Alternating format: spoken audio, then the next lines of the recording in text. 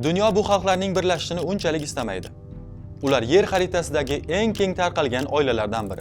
Hatto Moskva shahri ular tufayli rivojlanib ketgan. Yaponlarning Nissan Qashqay mashinasi ularning yugurish tezligiga tan berilgan holda nomlangan.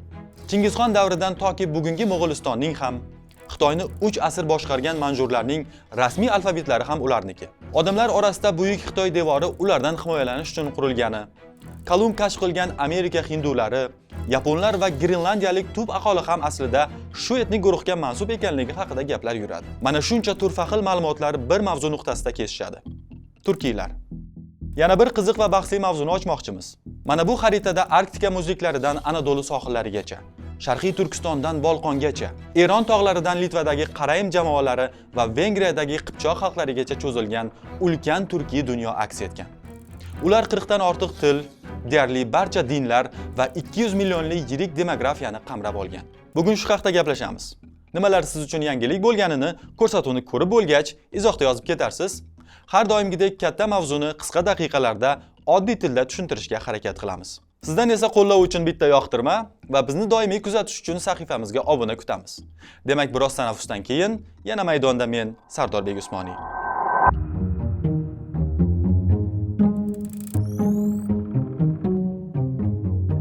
To'rt turk birlashsa davlat quradi degan ibora bor.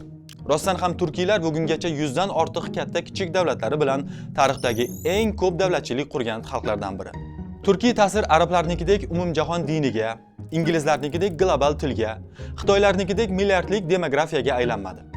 Lekin Yevrosiyo tarixida turkiylarsiz xarita, davlatlar, tillar, imperiyalar va hatto bugungi geosiyosatni tushunish imkonsiz. Ular imperiya qurgan, yo'llar ochgan, dinlar va madaniyatlar o'rtasida ko'prik bo'lgan. Arab, Fors, Mo'g'ul, Slavyan va Xitoy dunyolari bilan aralashib, yangi siyosiy madaniyatlar yaratgan. Ko'k turklar 6-7 asrlarda turk nomini siyosiy maydonga olib chiqdi. Ilmiy tadqiqotlarda turkiy tilli xalqlarning tarixiy tarqalishi va genetik izlari Janubiy Sibir va Mo'g'uliston hududi bilan bog'lanadi. Turkiy davlatchilikning toshga yozilgan eng mashhur pasporti bo'lgan O'rxun vodiysi hozirgi Mo'g'ulistonda qolgan. Turkiy xalqlar tarixda imperiya qurish, harbiy tashkilot, chegara boshqaruvi va ko'chmanchi shaharli davlat modelini yaratishda katta tajriba qoldirgan. Bugun bu ta'sir Turkiy davlatlar tashkiloti orqali yangi shaklda ko'rinyapti. Turkiya, Ozarbayjon, Qozog'iston, Qirg'iziston va O'zbekiston umumiy tarix, til va madaniyat asosida hamkorlikni kengaytiryapti. Ammo turkiy dunyo faqat bu davlatlar bilan cheklanib qolmaydi. Aslida u ancha katta va uning eng kuchli hikoyalari aynan chekkada qolgan kichik xalqlarda yashirin. Tarixning ikki buyuk turkiy sulolasi Usmoniylar va Boburiylar. Biri Yevrosiyoda saltanat qurgan bo'lsa, biri Hindistonda. Ko'pchilik orasida savol yuradi. Nega 6 asr imperiya boshqargan Usmoniylardan meros qolgan Turkiya turkiylashdi-yu, 3 asrlik Boburiylardan Turkiy, Hindiston, Pokiston yoki Bangladesh qolmadi? Chunki Boburiylar Hindistonga ommaviy turkiy aholi ko'chirmagan. Bu turkiylashtirish emas, elita hukmronligi edi. Ular Hindistonda turkiy tilni ommaviy davlat tiliga aylantirmadi. Mahalliy aholi esa o'z tilida yashashda davom etdi. Shuning uchun Boburiylardan ulkan me'moriy va siyosiy meros qoldi. Ammo ommaviy turkiy xalq qolmadi. Yana bir qiziq raqam. Boburiylar saltanati eng kuchaygan 1700-yillarda taxminan 150 million aholi bo'lgan. Bu davrda dunyoda 600 million odam bo'lgan bo'lsa, ularning har 4-inchisi Boburiylar saltanati fuqarolari edi. Bu paytda Usmoniylarning aholisi 30-35 million atrofida bo'lgan. Demak, 18-asrda yer yuzi aholisining 3dan 1ga yaqinini turkiy sulolalar boshqargan.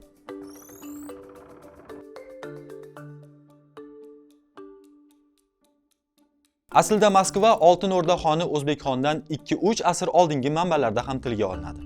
Ammo bu shahar aynan O'zbekxon zamonida kuchayib ketadi. Knyaz Ivan Kalita xon ishonchini qozonib, boshqa rus knyazliklaridan o'lpon yig'ish huquqi va siyosiy ustunlik oladi. Shu orqali Moskva boyiydi, Kreml kengayadi, saborlar quriladi va Moskva rus yerlarining asosiy markaziga aylana boshlaydi. Shundan kelib chiqib Moskva knyazligining yuksalishida O'zbekxon davridagi Oltin O'rda tizimi hal qiluvchi omillardan biri bo'lgan deb bemalol aytishimiz mumkin. 1502-yilgacha 240 yil boshqarilgan bu davrda ruslar 4000 ga yaqin turkiy so'zlarni ham o'zlashtirgan. Bugungi Rossiya ham turkiy dunyo uchun juda muhim, chunki u yerda bir necha turkiy respublika va xalqlar bor. Ular bilan bog'liq 9 ta respublikaning o'zi Rossiya hududining 20% dan oshadi. Federatsiyadagi 11 milliondan ortiq tatar, boshqirt, chuvash, yoqut, tuva, qumiq, qorachoy, bo'lg'or, no'g'ay, oltoy, hakas va boshqa turkiy guruhlar hisobiga rus diyoridagi har 10, 11, 12 odam turkiy deyish mumkin. Juda qiziq raqamlar.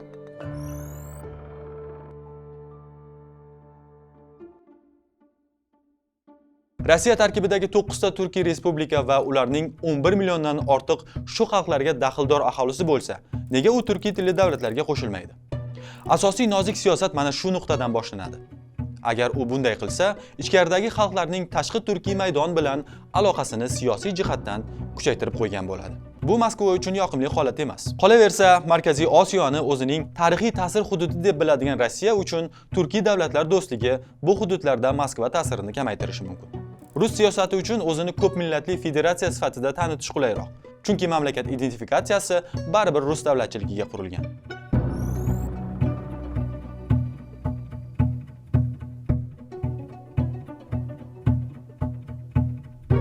Turkiylar birlashuvidan dunyo qo'rqadimi? Hatto Buyuk Xitoy devori turklardan qo'rqib qurilgan degan gaplar yuradi. To'g'riroq aytadigan bo'lsak, dunyoning eng qudratli va muhtasham mudofaa devori shimoliy ko'chmanchilardan himoyalanish uchun qurilgan. Keyinchalik ana shu dasht dunyosida turkiy xalqlar ulkan kuchga aylangan. Devor qurilishi boshlangan miloddan avvalgi 3-asrlarda turkiylar degan tushuncha bo'lmagan. Ammo o'sha shimoliy xalq keyinchalik dunyo sahniga chiqqan turkiylarning ajdodlari ekanligi haqiqatga yaqin. Bugun ham turkiy tilli davlatlar iqtisod, transport, armiya, til va madaniyatda yaqinlashsa, Yevrosiyo xaritasida yangi kuch markazi paydo bo'lishi mumkin. Shuning uchun bu jarayonlarni dunyo jiddiy kuzatadi.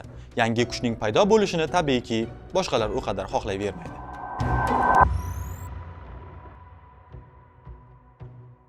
Turkiy bo'lmagan davlatlardagi turkiylar. Bu juda qiziq mavzu. Yuqorida bunga Rossiyani misol qilib keltirgandik, lekin undan ham hayratlanarli raqamlar bor. Masalan, Erondagi ozarbayjonlar Ozarbayjondagidan 2 baravarga ko'p. 21 millionga 10 million nisbat. Bu hududlarni norasmiy tarzda Janubiy Ozarbayjon ham deyishadi. Bundan tashqari Eronda turkmanlar, o'zbeklar va xalash turkiylari ham bor. Yugurish tezligi juda yuqori bo'lgan Qashqay xalqi sharafiga Nissan korporatsiyasi crossoverlardan birining nomini bergan. O'rta Yer dengizidagi mana bu Kipr oroli bugun 2 ga bo'lingan. Unga yunonlar da'vo qilishsa-da, orolning yarmida Shimoliy Kipr respublikasi o'zini dunyoga turkiy mamlakat deb e'tirof etadi. O'zbeklar Turkiy dunyodagi ikkinchi yirik mamlakat sifatida faqat O'zbekistonda emas, Markaziy Osiyoning boshqa davlatlarida ham yashashadi. Va O'zbekistondan keyingi eng ko'p o'zbeklar janubiy qo'shni Afg'onistonda 5 milliondan oshadi. 4-yirik turkiy millat Uyg'urlar esa Sharqiy Turkiston, ya'ni bugungi Xitoyning shimoliy g'arbiy qismida O'zbekistondan 4 baravar katta bo'lgan hududda istiqomat qilishadi. Moldovadagi Gagauziya avtonom hududida 100 ming nasroniy turkiylar, gagauzlar bor. Litva va Rossiyada yo'qolib borayotgan turkiy tilni tashiydigan kichik qarayim xalqi yashaydi. Eron, Iroq, Suriya va Kavkazda ham turkiylar bor. Turkiy dunyo xaritasida bitta davlat borki, u turkiy tilda gaplashmaydi. Lekin o'zini bu dunyoga butunlay begona ham hisoblamaydi. Bu Vengriya. Vengerlar, ya'ni mojarlar qanday qilib turkiy dunyoga qo'shilib qoldi? Axir ular Yevropaning markazidagi davlat-ku.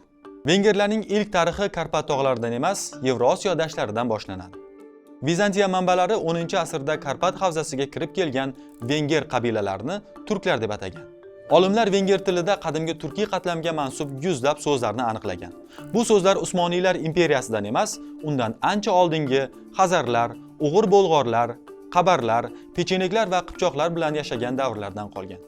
Eng qizig'i Vengriyada Qipchoq merosi hali ham yashaydi. Mamlakatda Kunshak, ya'ni Quman Qipchoq yurti deb ataladigan tarixiy hududlar bor. Bu yer nomlari shunchaki geografiya emas.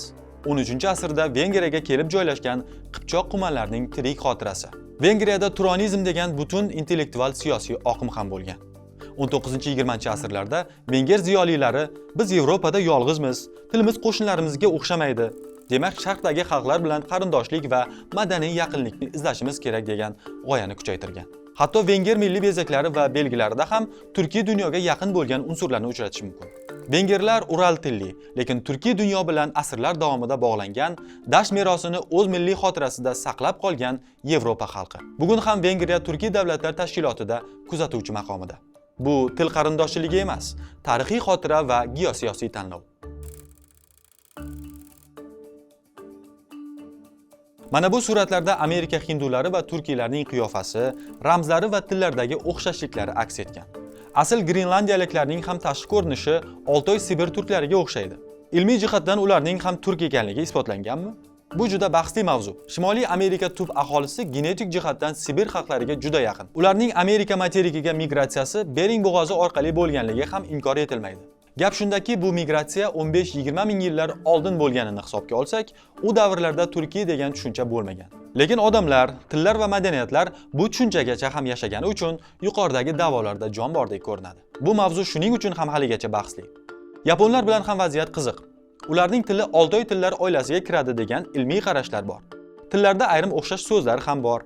Lekin bugun yapon tillar oilasiga kirishi ko'proq da'vo qilinyapti. Shuning uchun ham bir taraf ularning Turkiya ekanligini isbotlashga urinsa, ikkinchi taraf buni rad qiladigan dalillar keltirish bilan band.